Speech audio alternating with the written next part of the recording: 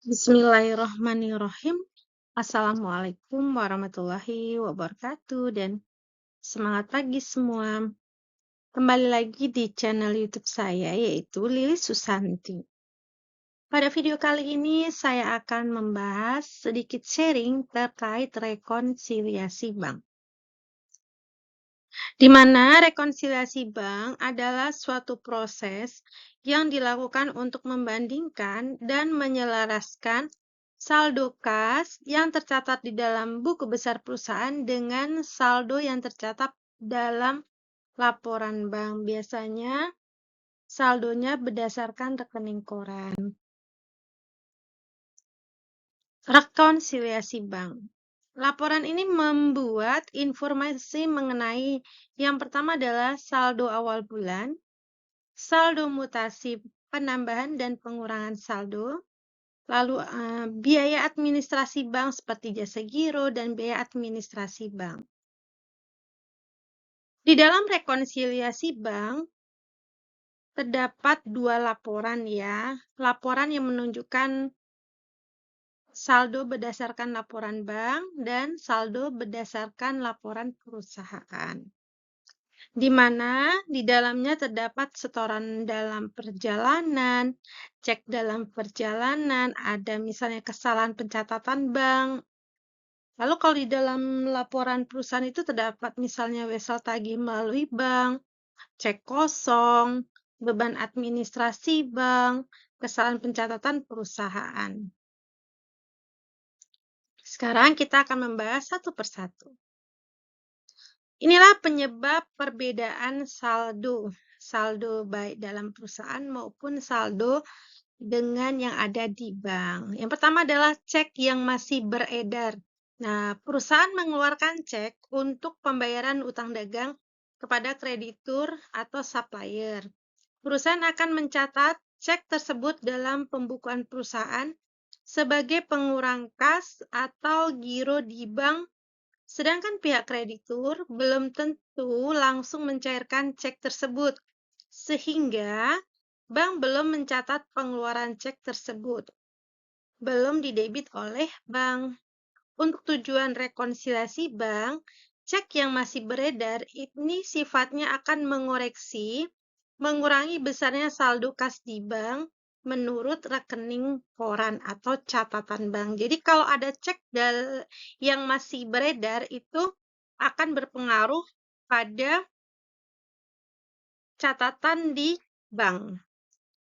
Karena perusahaan sudah mengeluarkan dan bank belum mencatat, mungkin ceknya belum dicairkan.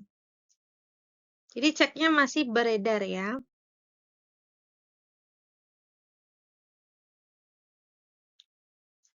Berikutnya, ada namanya setoran dalam perjalanan.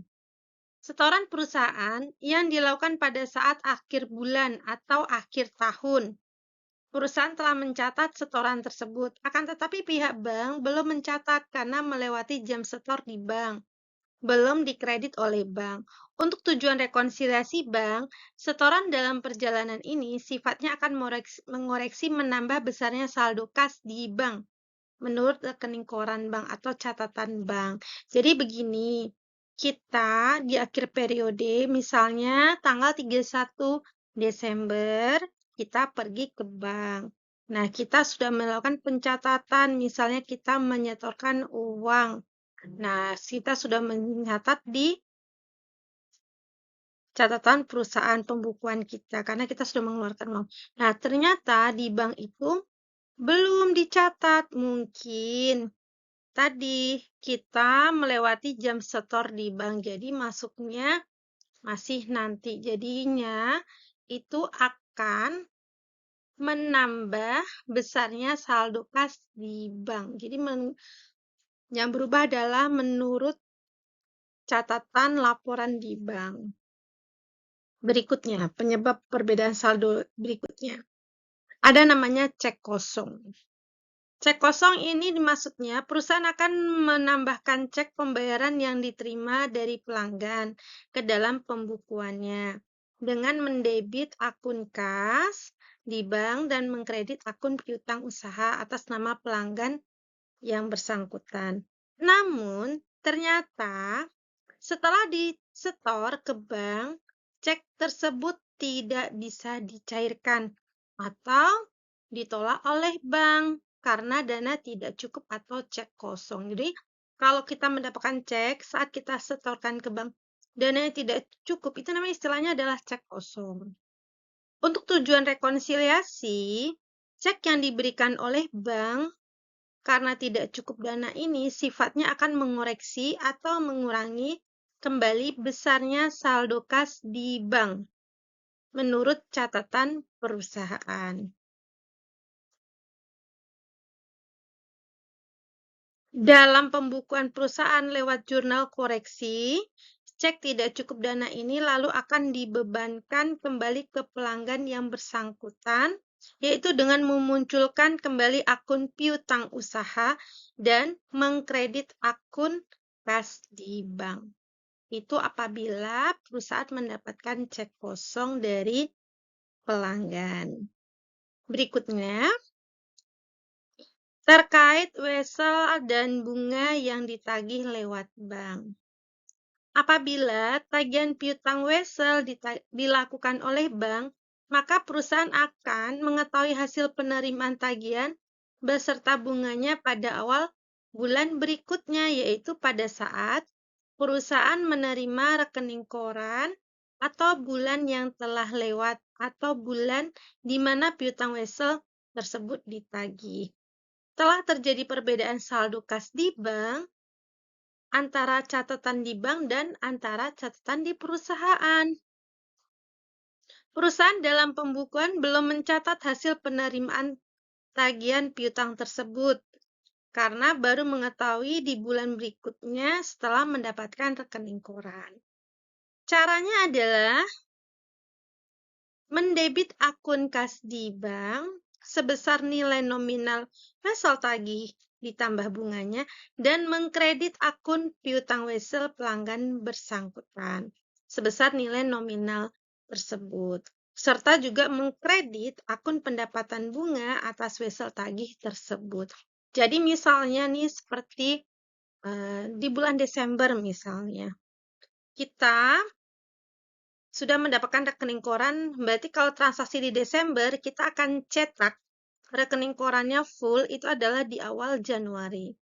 Nah, saat kita cetak rekening koran, ternyata ada piutang yang sudah masuk, yang langsung ditagih oleh bank, langsung lewat bank. Jadi, kita mengetahui di Januari.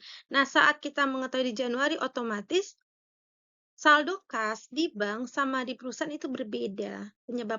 Penyebabnya adalah wesel atau bunga yang ditagih oleh bank. Nah, akan hal itu, maka perusahaan melakukan pencatatan atas penerimaan tadi.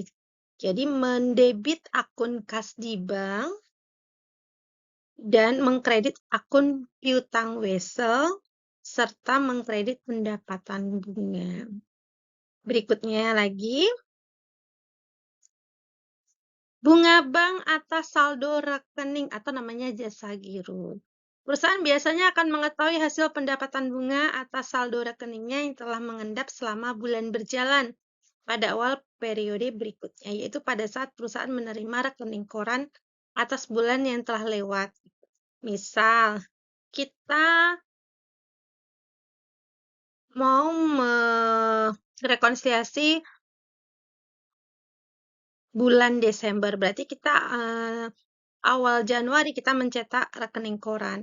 Pastinya ada jasa giro. Jasa giro itu mungkin tertulisnya adalah 31 Desember, tapi itu munculnya bukan 31 Desember.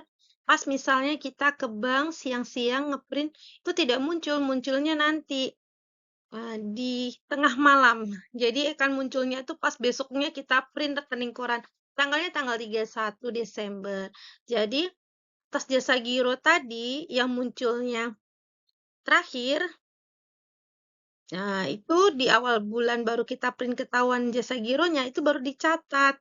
Nah, perusahaan dalam pembukuannya kan belum mencatat hasil jasa giro, karena baru diketahui di awal bulan. Maka, kita akan membuat pembukuan di mana menambahkan saldo kas di bank menurut catatan perusahaan agar sesuai dengan catatan yang ada di bank. Ini selalu terjadi terkait jasa giro ya. Kita lanjut lagi.